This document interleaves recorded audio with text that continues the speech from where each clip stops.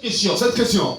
Pourquoi donc baptises-tu? Pourquoi baptises-tu? Si tu n'es pas le Christ, Si tu n'es pas le Christ, le ni roi, Élie, ni Élie, ni le prophète. ni le prophète. Donc la question des pharisiens était aussi de première importance. Est-ce que tu es le Christ? Le Mashiach? Non. Bon, nous on sait qu'avant que le Christ ne vienne, il y a d'abord Élie le prophète. Même les pharisiens étaient quand même instruits. Ils étaient plus instruits que l'Alliance chrétienne. Oui.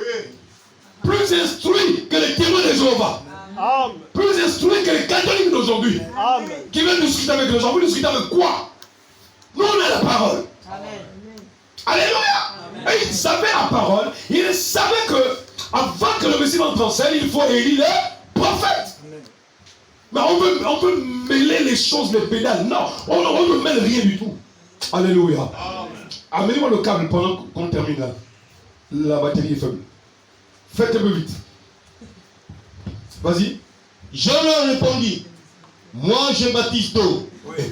Mais au milieu de vous, il y a quelqu'un que vous ne connaissez pas, Ouais. qui vient après moi. Ouais. Je ne suis pas digne de délier la courroie de ses souliers. Alléluia. Ces choses se passèrent à Béthanie, au-delà du Jourdain, Alléluia. où Jean-Baptiste baptisait. Le lendemain, il vit Jésus venant à lui, et il dit, voici l'agneau de Dieu qui ôte le péché du monde. Doucement. Donc là, il présente la personne. Nous avons parlé. J'ai lu, tout est écrit pour que ça soit lu et dit. Jean présente, voici l'agneau de Dieu qui ôte le péché du monde. Gardez-moi le terme voici. Parce que même la présentation de Jean, c'est écrit avec voici. Or, je vous ai dit que les termes de Dieu ne sont pas donnés par hasard. Dieu ne place pas les termes par hasard. Donc, même lui-même Jean, quand il doit présenter le Messie, il doit employer les termes qu'il faut. Voici. Donc c'est une présentation claire. Voici l'agneau de Dieu qui ôte le péché du monde. Ésaïe 53. Bon, mais ça, nous disons, c'est dans le cycle de la première venue. L'agneau devait venir travailler par son âme pour racheter nos vies. Pour racheter nos âmes du péché et nous amener dans son royaume. Mais là, il faut qu'on soit enlevé. Oui, nous sommes sauvés, nous sommes pardonnés. Mais l'agneau vient détruire la terre. Voilà notre problème aujourd'hui. Dieu doit détruire la terre, l'agneau revient. Apocalypse 6, l'agneau vient en colère. Alléluia. Comment faire pour échapper? Nous n'allons pas dire non, moi j'attends, je vais partir. Sans préparation. Si la première venue, il y a eu la préparation, la seconde, il y aura aussi la préparation. C'est celui dont j'ai dit après moi. C'est celui dont j'ai dit, après moi vient un homme qui m'a précédé. Alléluia. Car il était avant moi. Alléluia. Je ne le connaissais pas. Mais c'est afin qu'il fût manifesté à Israël que je suis venu baptiser d'eau. Oh, le terme manifesté veut dire quoi? Dévoiler ou encore révéler. Dévoiler ou encore révéler. Mais on ne peut pas dévoiler Jésus, le Mashiach, le Messie, le Christ, s'il n'y a pas un homme. Quelqu'un me suit? Frère, si dans la première venue, pendant qu'il était sur la terre, il parlait un homme, mais s'il vous plaît, Père éternel, pendant qu'il est dans les cieux, comment dévoiler Jésus alors? Dans la seconde venue, il faut plus qu'un prophète. Non, je ne sais pas si l'église a compris. Si tu es le Jésus, bon, il faut que je te présente, il faut que je te dévoile. Tu as conçu la terre, donc je peux le faire. Mais quand tu n'es plus là, comment faire pour convaincre les gens que tu es réel? Il faut un homme. Nous ne sommes pas comme en temps de disciples où Jésus apparaissait. Certaines personnes doutent même, est-ce que Jésus a vraiment existé? Donc il nous faut un homme avec un message clair. Qui nous attire vers la personne du Seigneur Jésus. Qui nous rend amoureux de l'évangile de Jésus-Christ. Qui nous fait abandonner nos péchés. Alléluia. Et nous mettre dans une atmosphère de patience. Nous faire sortir de la lourdeur. Nous préparer à la seconde venue. Il faut un message assez fort. Parce que nos esprits sont parfois engourdis dans tous les sens par les événements de la vie. Bloqué ici, attrapé là, manque ici, besoin là, on ne sait plus quoi faire. Et après. Mais que Dieu nous aide. Vas-y. Je ne le connaissais pas, mais c'est afin qu'il fût manifesté à Israël que je suis venu baptiser d'eau. Alléluia. Jean nous dit ce témoignage.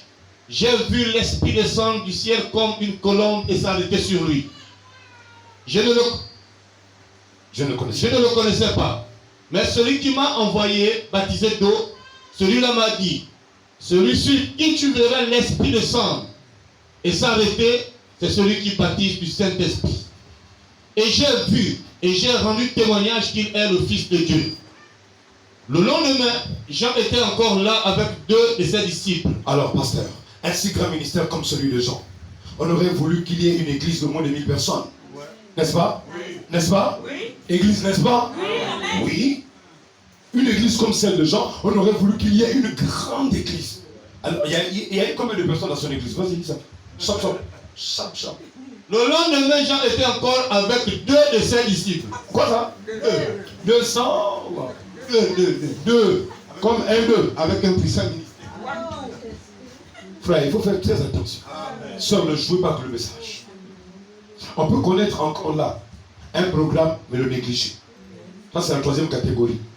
La première catégorie, ce sont les pharisiens. Ils sont religieux, mais ils ne savent rien du programme. Deuxième catégorie, les disciples. Ils connaissent Jésus et tous les miracles, mais ils ne savent rien du programme. Troisième catégorie de ce matin, c'est que nous connaissons le programme, mais nous négligeons.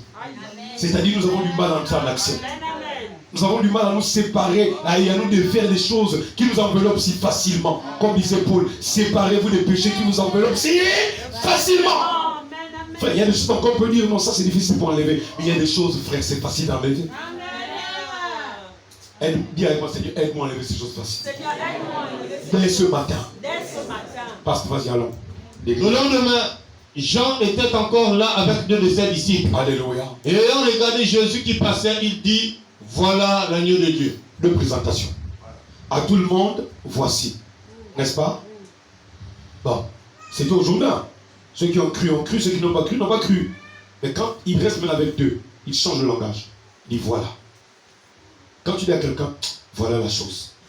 Hein? Voilà. Voilà la chose. En fait, il dit quelque chose. Ouais, voilà la chose. J'ai saisi. Et tu as saisi. Mais voici, c'est la présentation. Mais voilà. Ouais, voilà, c'est ça. Non, voilà, ouais, c'est ça, ouais, voilà. Vous n'avez pas encore parlé comme ça? Oui, parfois je vois. Oh, voilà. Oh, non, tu as vu ça, j'ai vu ça, quand tu as petite chose dans la chambre. Non, j'ai compris ça, oui. Voilà. Bon, maintenant, je te dis aussi ce matin. Voilà. Alléluia. Les 2 disciples entendirent prononcer ces paroles et ils suivirent Jésus. Jean, un grand prophète. Le plus grand des prophètes. Le plus grand des prophètes. Je trouve ça bizarre, hein, vos églises là où il y a beaucoup de prophètes là. Et les grands prophètes qui ont des grands ministères. Frère, je trouve ça des anges. Ça ne veut pas dire qu'un prophète n'aura pas une église qui a 1000 personnes, frère. Mais j'ai doute que tous ceux qui sont convertis. Sur 1000, tu peux peut-être trouver même 10 quoi. Et sur les 10 encore, il faut encore fouiller, frère. Si on fait ça passer au filtre dans les caves souterraines, quand les ténèbres arrivent, les moments difficiles, les gens vont lâcher. C'est facile quand on est suspendu. Hein. Un raisin, frère, tout va bien, on te voit. Je suis le raisin, je suis accroché au cèpe. Mais quand on cueille le raisin, on commence à le presser, frère. Le presser. Et après, c'est pas tout. On met dans le caves, frère. Tu pars dans le noir. Plus le vin est dans le noir, plus il est bon. 10 ans, 15 ans, 20 ans. C'est comme si rien ne change. Dieu te dit, je te fais passer par la cave. Bientôt, tu seras consommable. Et j'aimerais te dire, si tu as beaucoup souffert, bientôt tu seras consommable. Amen, amen. Dieu t'a fait passer par la cave. Amen. Tu devais passer par la difficulté. Amen. Tu devais passer par la souffrance. Amen. Tu devais passer par le mépris. Amen. Tu devais passer par tout ce qu'on a pu raconter sur toi. Amen. Tu es un bon raisin. Amen. Il fallait que Dieu te presse. Alléluia. Qu'il te presse. Amen. Presse-moi. Alléluia. Amen. Afin que quelque chose de spécial. Amen. Quand on va te consommer, on dira. C'est du bon vin ça. Ouais, c'est un vin différent. Ça, ce n'est pas le vin de la Gaboprise. Non. Alléluia. Amen. Non, ça c'est le cépage de France. Ah non, ça c'est le cépage des États-Unis. Frère. Quand quelqu'un consomme. Non, le vrai vin a des bulles, tu vois, un peu rose, tu vois. Et le vin où ce sont les gros boutons qui sortent, ça c'est pas bon, frère. Ça ce sont les sauviments. Alléluia. Que Dieu nous aide à être un produit agréable à Dieu. Quand on passe par la cave, les difficultés, le tout noir, que Dieu nous aide, pasteur. Le problème du chrétien, c'est ça. Après prêcher, Seigneur, on s'en va.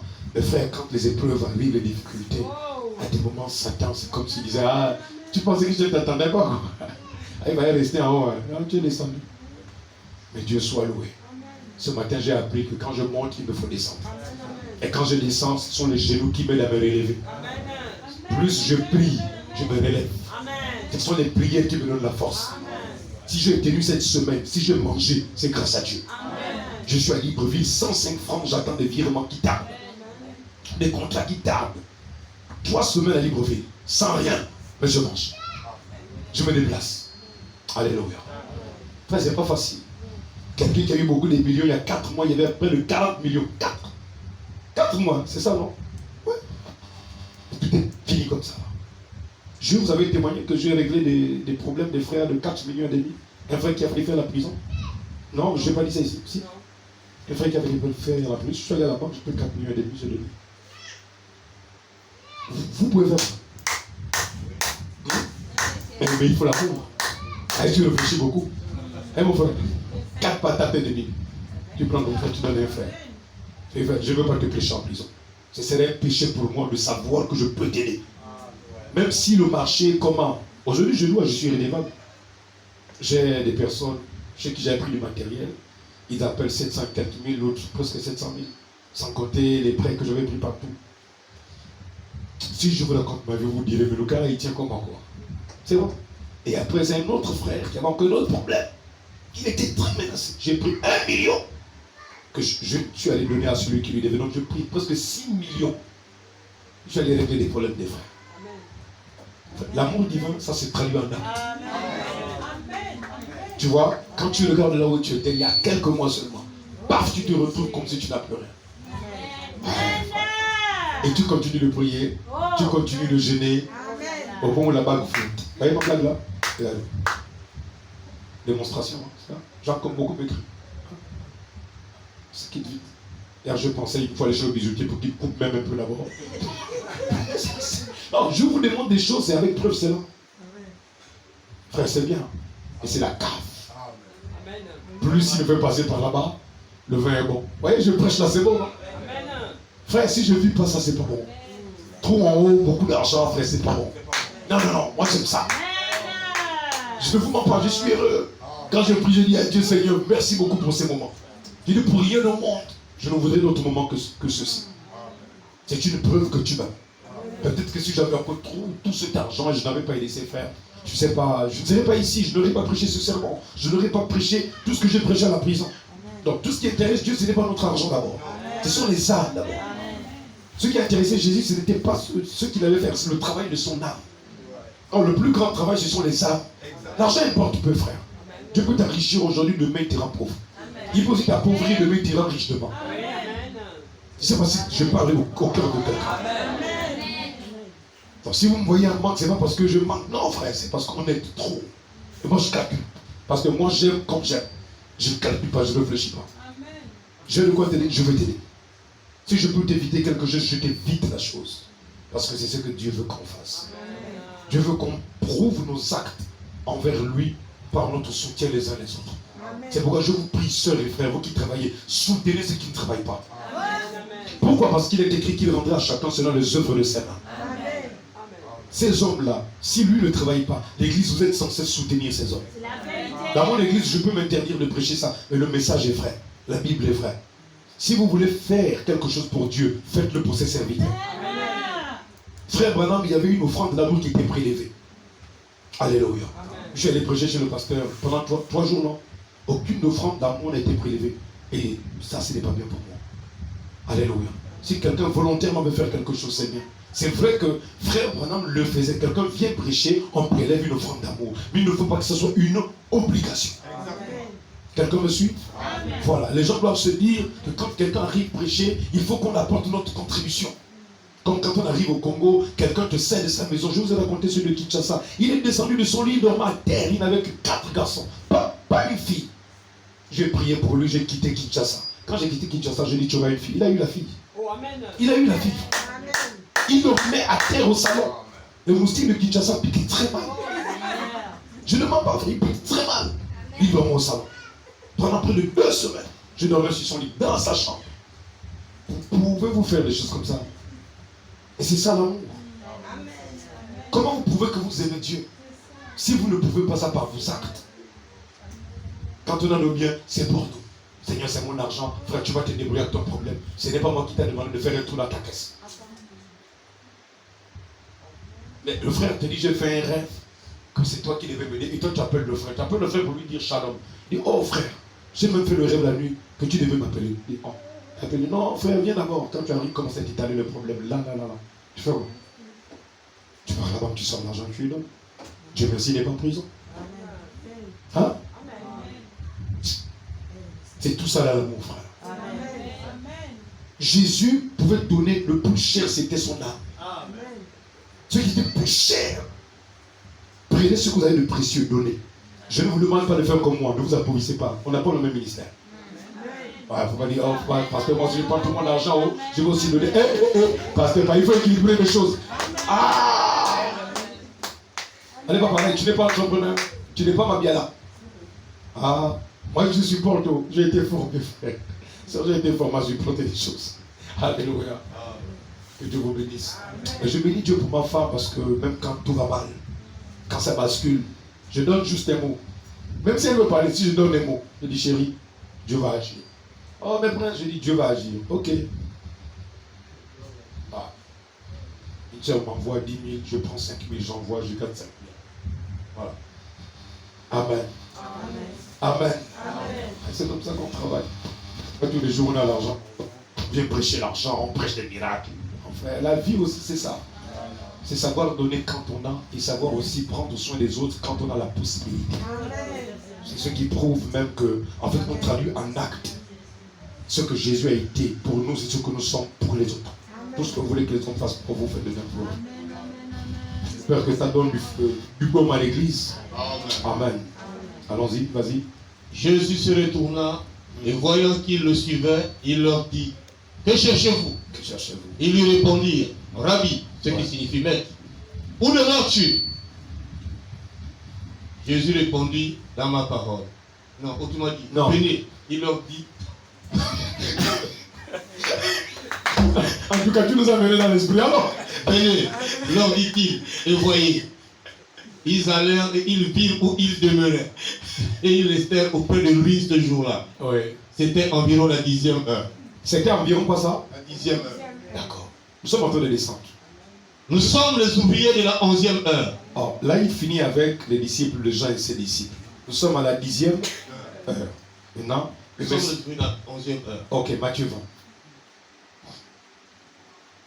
Car le royaume des cieux.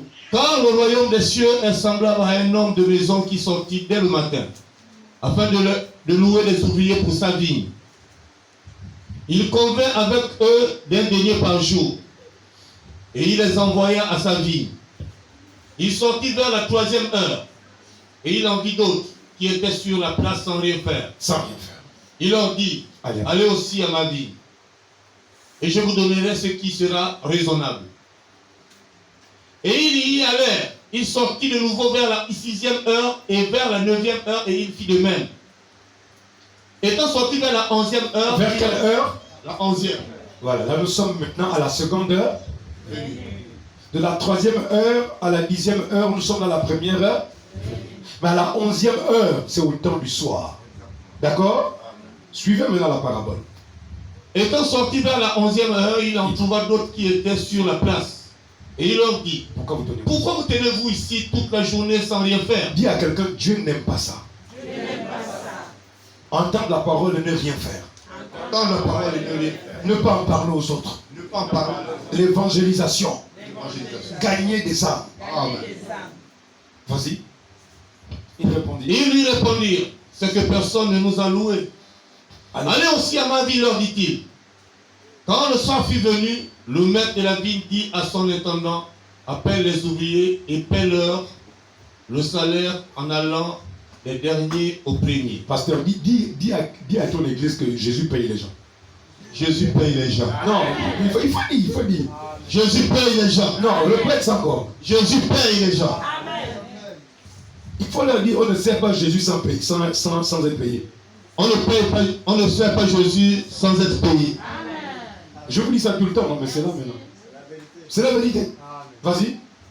Ceux de la 11e heure vinrent et reçurent chacun un denier. Alors le royaume des cieux sera semblable à 10 vierges qui, ayant pris leur lampe, allèrent à la rencontre de l'épée, de l'époux. Voilà. 5 d'entre elles étaient folles et 5 sages.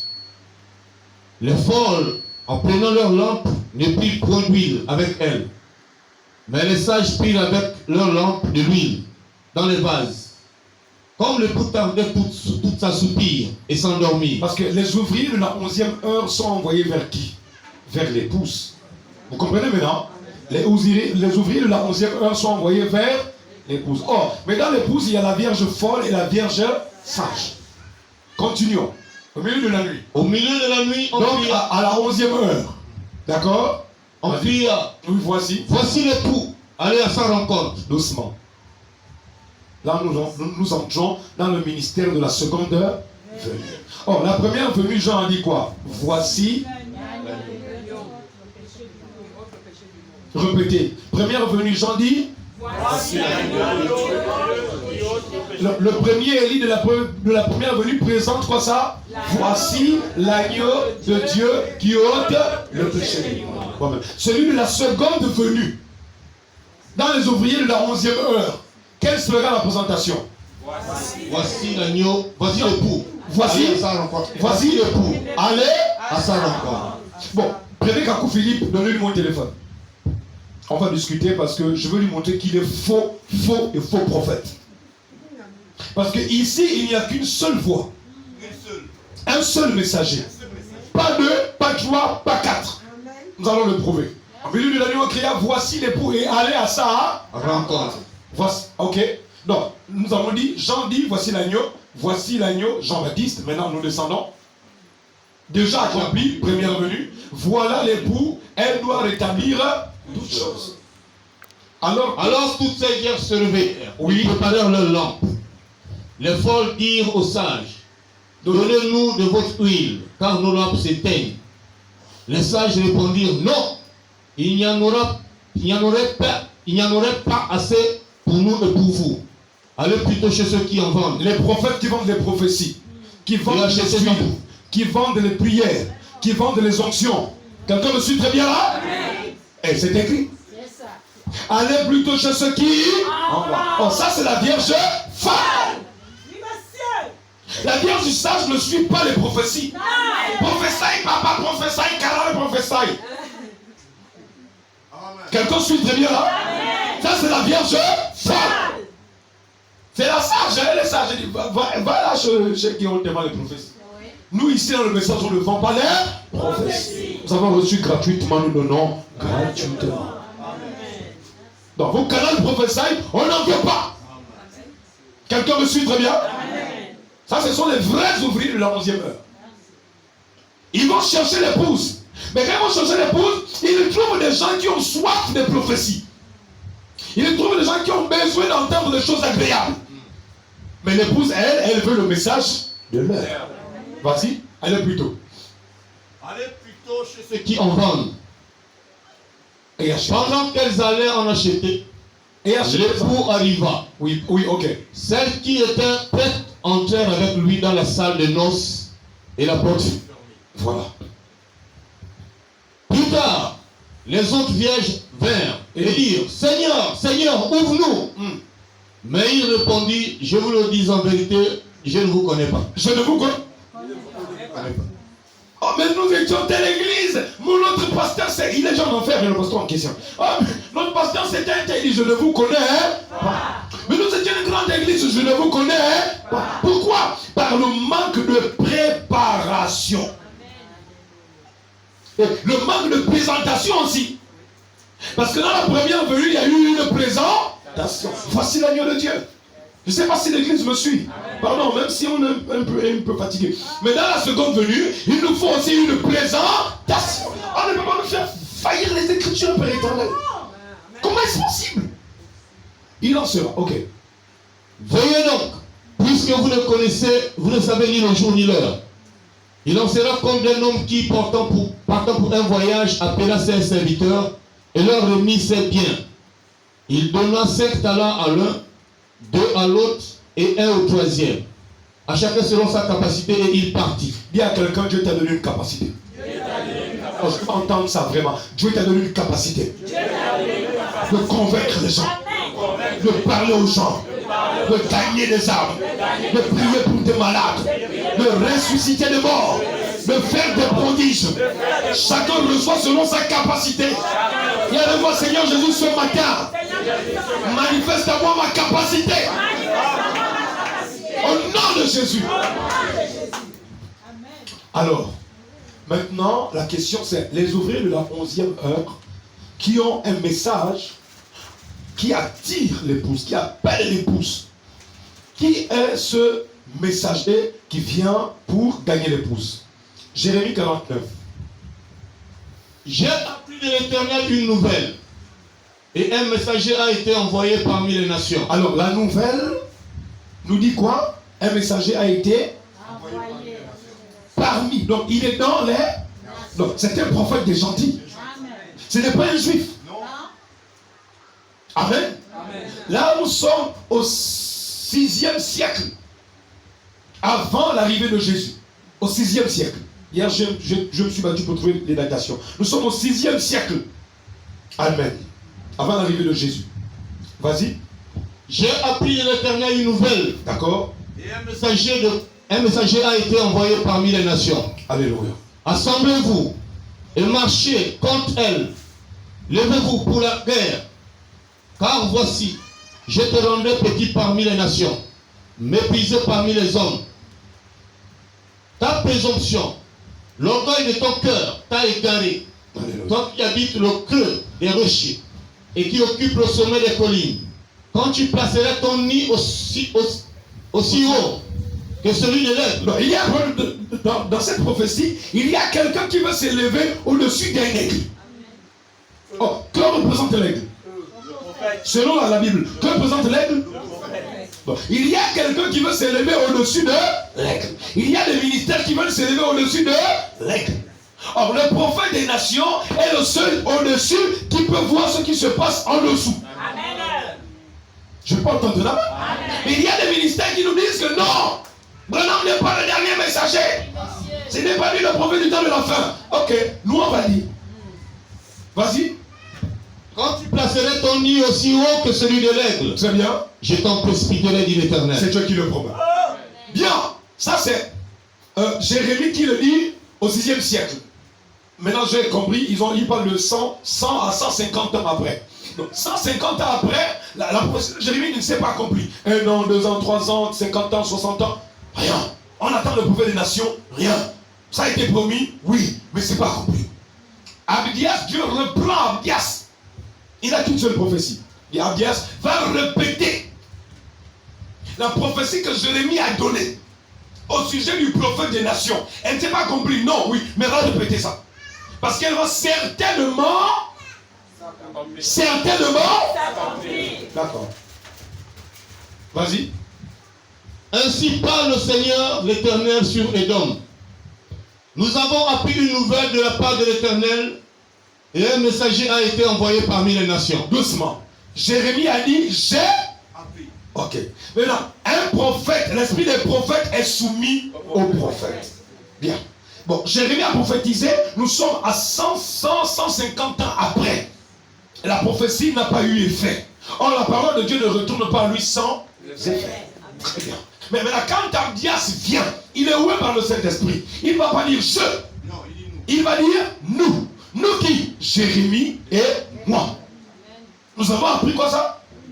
Il répète la prophétie. Vas-y.